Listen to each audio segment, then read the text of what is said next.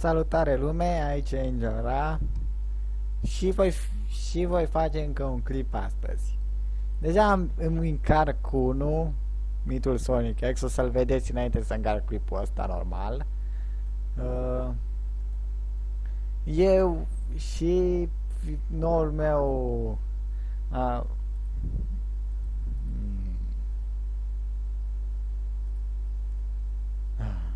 trebuie să aștept până se încă, stai să mai deschid. Așa. Și noul meu playlist, mituri și legende din gaming. Dacă vreți să se numească mituri și legende din jocuri, lăsați-mi un coment. De asemenea, am văzut că deja Zalgo l-am lansat și deja are 22 de vizionări, ceea ce mă bucură foarte mult. Așa, și vreau să vă întreb, vreți să fac remake la Bloody Mary sau la Oamenii Umbră? Dar ce au fost printre primele mele clipuri și atunci nu prea mă descurcam eu bine.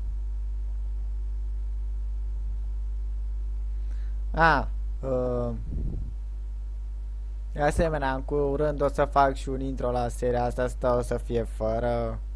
Următorul joc din seria asta o să fie cu intro. Așa. Antena Far Cry 3, deci gameplay la el o să apară mâine sau duminică. Încerc să fac mai mult în perioada asta, deoarece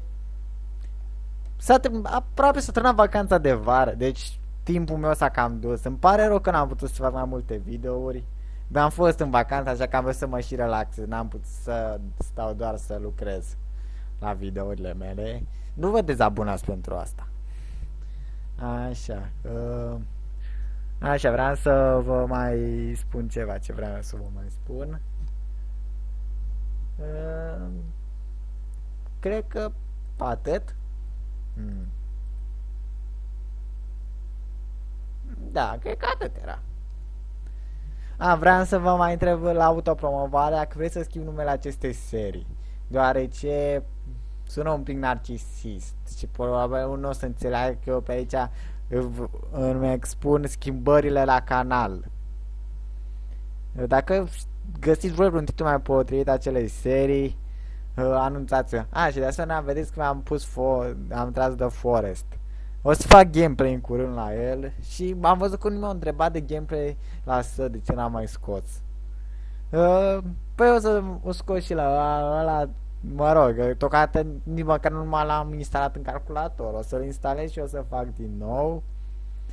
Tocmai o să lansez la cealaltă serii care o le-am deja și care o să apară în curând. Sper să vă placă. Și dacă nu, asta e. Eu fac clipuri, așa că nu prea aveți de ales. Enjoy!